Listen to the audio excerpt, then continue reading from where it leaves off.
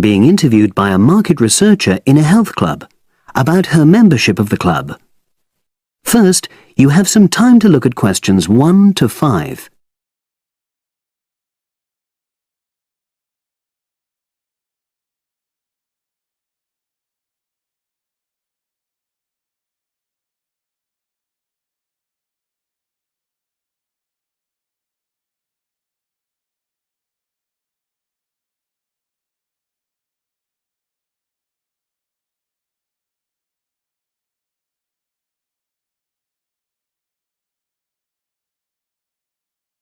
You should answer the questions as you listen, because you will not hear the recording a second time.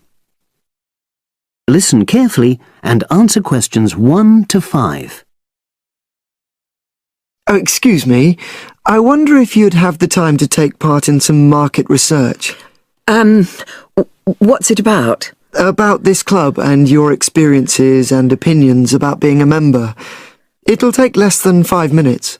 Oh, OK then, as long as it's quick. Can I start by taking your name? It's Selina Thompson. Is that Thompson? Yes. Okay, great. Thanks. And what do you do for a living? Well, I'm an accountant, but I'm between jobs at the moment. I understand, but that's the job I'll put down on the form. And would you mind my asking which age group you fall into? Below 30, 31 to 50, and above? Over 50, I think we can safely say. Great, thanks. And which type of membership do you have? Sorry, I'm not sure what you mean. Do you mean how long of... No, is it a single-person membership? Oh, right, no, it's a family membership. Thanks. And how long have you been a member? Ooh, let me see. I was certainly here 5 years ago, and it was probably 2 to 3 years more than that. Shall I put down 8? Oh, I remember now. It's 9, definitely. Sorry. No problem. I've got that. And the last question in this first part is, what brought you to the club? Sorry? How did you find out about the club? Did you see any ads? Well, I did actually, but I have to say I wasn't really attracted to the club because of that. It was through word of mouth. So you were recommended by a friend? Actually, my doctor. I'd been suffering from high blood pressure, and he said the club was very supportive of people with that condition, so I signed up. Great, thanks. Before you hear the rest of the conversation, you have some time to look at questions 6 to 10.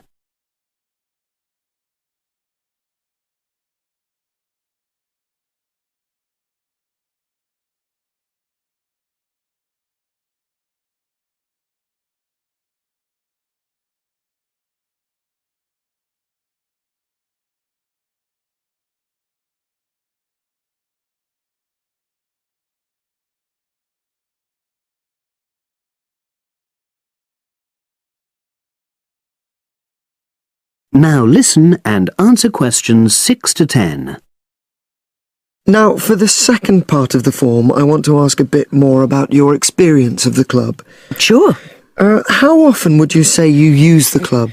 It varies enormously, depending on how busy I am. Of course. But on average, per month?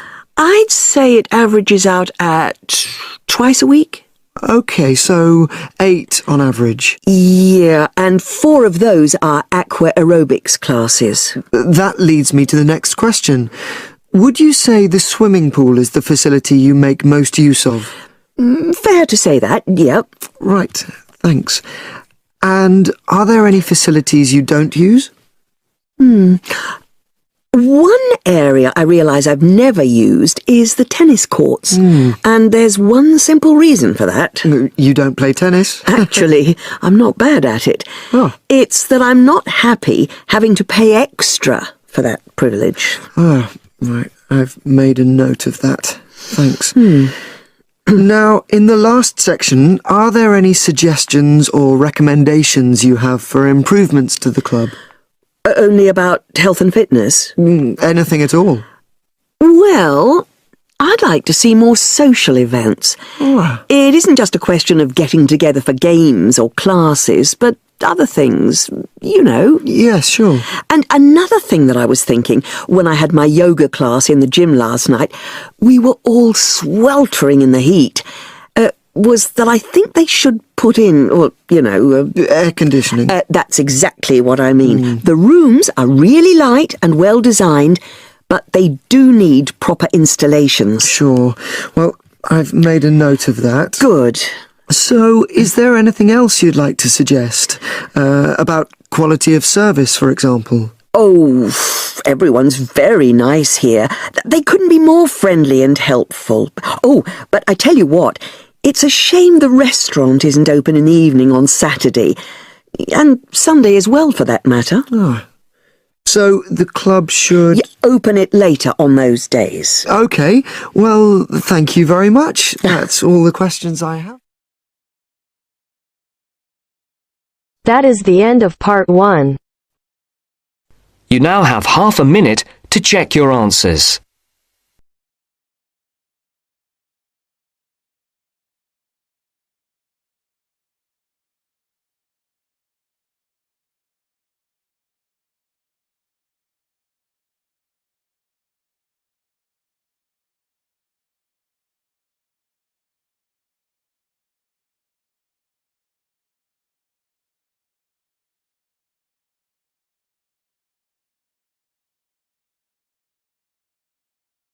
Now turns to part 2.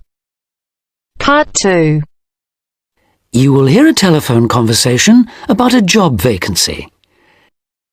First, you have some time to look at questions 11 to 15.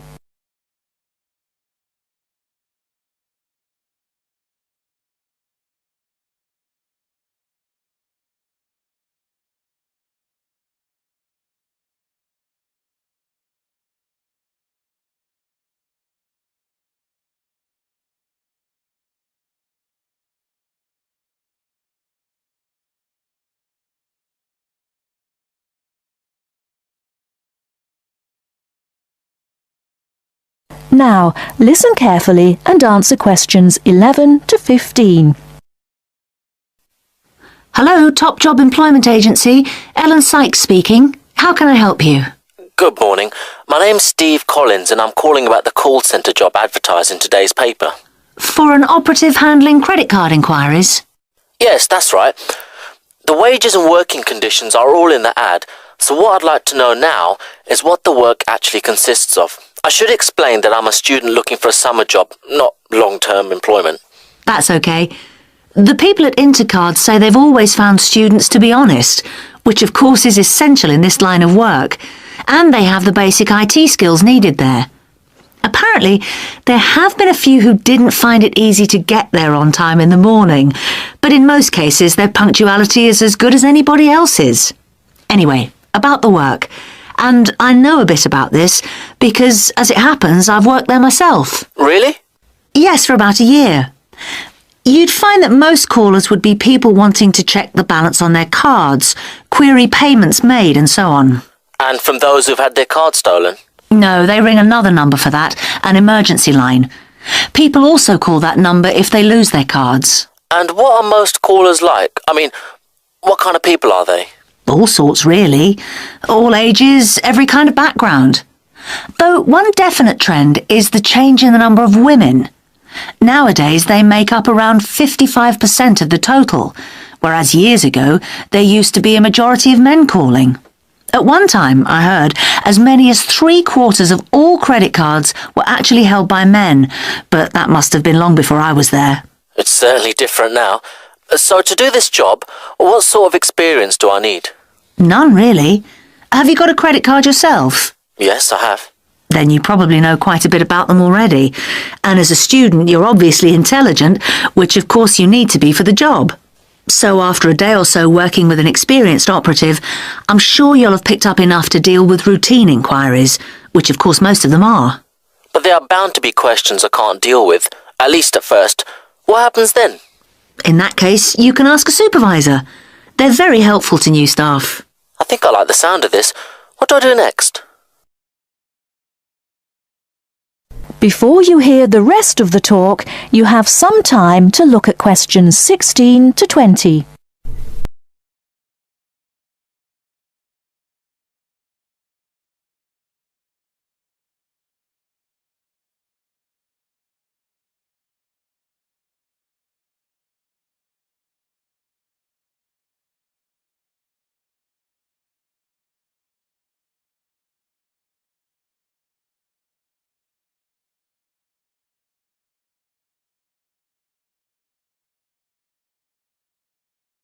Now listen and answer questions 16 to 20. Can you get over there for 9:45 on Monday morning for an interview? Definitely, yes. Whereabouts are they? In Riverside Business Park. Do you know it? Yes, I've been there once. How do you usually travel? By bus. Right. So you take either the 136 or 137 to the bus station, and when you come out of there, you turn right. Along Orchard Road, that is. The road from the railway station? Yes, that's right. You go past the petrol station next to the car dealers, then carry on down the road. Do I take the first left at the main car park? Well, you could do that, and walk up Newfield Avenue alongside the shopping centre, but it's a long way round. I'd suggest continuing along Orchard Road with the water company and then the insurance offices on your right. They used to be local government offices, by the way. Yes, I remember those. And you keep going until you reach the advertising agency. Now, facing that is a small road called Cherry Lane. There's a newspaper office on the corner, and opposite that is a big hotel, so you can't miss it. And how far down that road is it? Well, they aren't actually in Cherry Lane. You walk as far as the next junction and turn right into Almond Drive at the mail centre. Intercard is in the third building on the right between the airline offices and the shipping company. Fine. I'll be there on Monday. Thanks very much. Bye. Good luck. Bye. That is the end of part 2. You now have half a minute to check your answers.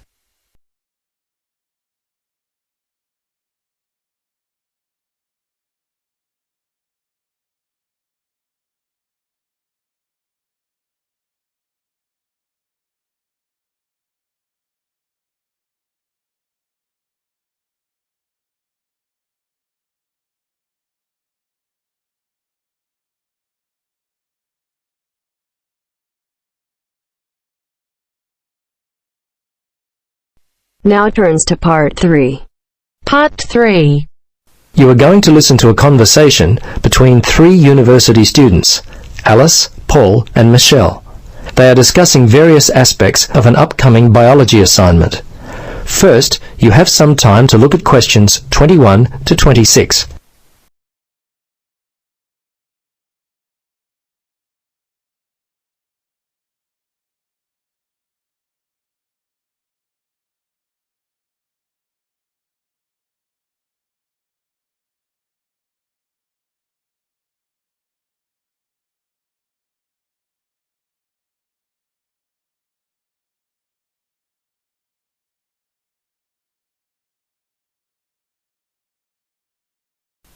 Now listen and answer questions 21 to 26. Hello, Paul. Hi, Alice. Hi, Michelle. Hi, Paul. Where are you going with all those books? Well, I'm preparing for my marine studies paper. Really? What are you doing your paper on? I haven't even started mine. Well, since I've always been interested in communication, I wanted to take a closer look at how aquatic animals communicate. Communicates? Really, Paul? You think that's interesting? Well, yes, Alice. Actually, it's been much more interesting than I had expected it would be. I'm finding the information fascinating. I bet you'd be surprised at some of the things I've learned. Yeah, like what? Well, much of the world is covered by water, But it wasn't really until the first third of the 20th century that people even began to explore the depths of the ocean. Prior to its exploration, scientists just thought of it as a completely silent world. Of course, today we know it is full of sounds. Such as? Well, all kinds of living things in the ocean, from prawns to whales, call back and forth to each other. How do we know that prawns talk to one another? Good question. The answer is we listen to them. How scientists do it is through a special device called a hydrophone. Now, what a hydrophone does is convert the sound energy into electrical energy. It's a very clever device. Kind of like a water telephone? Well, yes. Quite like that, except the communication is only one way. Sounds more like spying on animals to me. Well, I suppose it is to a certain degree. Scientists can hear all kinds of sounds. Grunting, crackling, buzzing. It turns out that the ocean is quite a noisy place. Many underwater sounds have been identified, but even more still await classification. Fish in a public aquarium are quite, well, talkative. So scientists have been able to record their sounds and match them with mystery calls heard from the open sea. So who's the noisiest in the underwater world? I'll bet it's the dolphin. You're right, the dolphin is noisy, but by far the most widespread and persistent noisemakers are the smaller animals living in the sea. Not fish, but an animal that lives on the sea floor and grows no more than about 5 centimetres. Here, have a look at this table I've started. Ah, I see. The snapping shrimp is the noisiest sea creature. This is interesting. It makes its sharp snapping sound with its enlarged claw, which also functions like a water pistol. Yes, I was reading millions of these animals just offshore have been known to frighten people walking along the beach in Japan. And this is interesting. It says here that seahorses in an aquarium made such a loud noise that people could hear them from across the room. These little creatures are amazing. Before you listen to the rest of the conversation, you have some time to look at questions 27 to 30.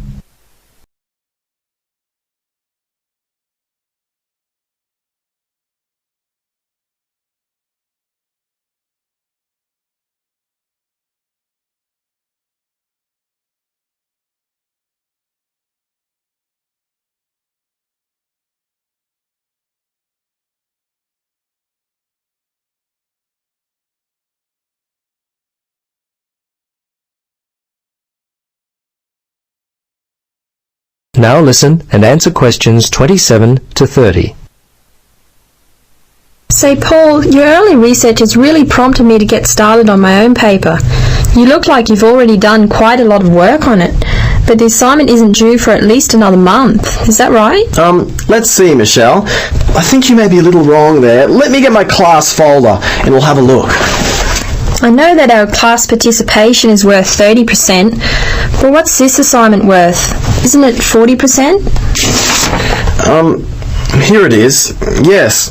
Actually, it's worth 30%. It's the second assignment due later on that's worth 40%. It says here, okay, there are 3 pieces of assessment. There's the 2 assignments and the in-class feedback on student oral presentations, which forms part of assignment 2. Now it says that the first written assignment is composed of 3 parts. Yes, I recall the professor talking about those, especially the word length for part 1. The research essay, it's 1200, isn't it? It's due in week 6? Yes, that's correct for part 1, but only 800 for part 2, the field study, which is due in week 7. Oh, that's bad news. I thought I had much more time than that. I don't know how I could have been so wrong. I guess I need to purchase a diary or I'm going to get left behind. Yes, I write all my due dates on a monthly calendar which hangs on the wall next to my desk. I found that this has helped me to stay organised. I usually divide the project into weeks. Each week, I set aside some time for all of my assignments. For example, Part 3, the report on findings, isn't due till week 9, but I've already started working on it. Wow, I'm impressed. I guess you lead a pretty worry-free life. Not at all. It just means I get a little more sleep than most students around the due date of the assignment. Well, Paul, you certainly have inspired me. Yeah, me too. I'll be purchasing a desk calendar as soon as I get a chance. Well, I'm off. Alice, Michelle, it was great talking to both of you. All the best with your assignments. Thanks. Bye. Bye. That is the end of part 3. You now have half a minute to check your answers.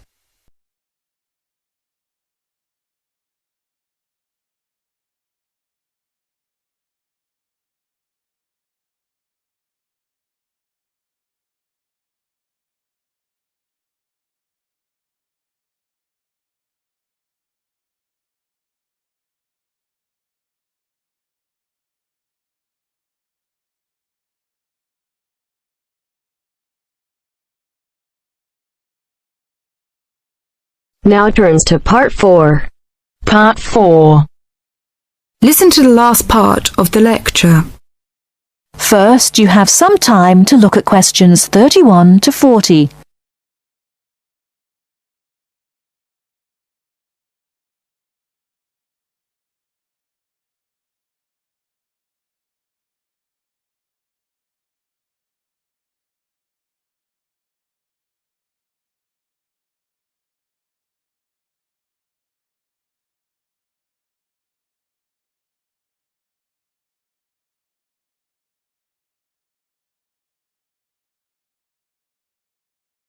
Now listen carefully and answer questions 31 to 40. Last time I said that a lot of Irish people left the country and went to England, America and many other foreign countries. Today I'd like to talk about the emigration. The effects of immigration were not all bad. The immigrants experienced a lot of hardship in their new countries. There is a famous story about a park in Shanghai where Chinese and dogs were not allowed. Well, in England, until into the 1950s, signs for jobs sometimes read, "Irish need not apply." The immigrants often experienced discrimination, but they formed many organisations to look after their fellow immigrants. Many of these organisations later became very important. In America, the Irish chose politics as the way forward, and significant cities were controlled by Irish politicians. This movement reached its peak with the election of John F. Kennedy in 1960. His grandparents came from Ireland, and his election had a significant impact in Ireland, helping the process of recovery of self-confidence which we have today. Today, there are 70 million people of Irish descent living outside Ireland. In America alone, there are 40 million people, and 10 million of these people have a 100% Irish background. They carried the culture of their home country with them and adapted it to their new home. They made changes which would be unthinkable in the home country, and we often laughed at the Yankees' Irishness. In fact, any immigrant who came back to live in Ireland, often after many years, found it very difficult to fit into Irish society again. They had been changed by the experience. These immigrants have always had an interest in the old country. The American letter was a letter containing dollars sent back to one's family. More recently, President Clinton has been very influential in bringing peace to the north of Ireland. Riverdance itself was the idea of a dancer who was American, who applied American methods to traditional dancing, and the fusion was immediately popular. Modern Ireland has been able to use the disaster of the last century to learn modern marketing techniques and apply them, without at the same time losing what is distinctive about itself. Riverdance is a demonstration of that distinctiveness. That is the end of part 4. You now have half a minute to check your answers.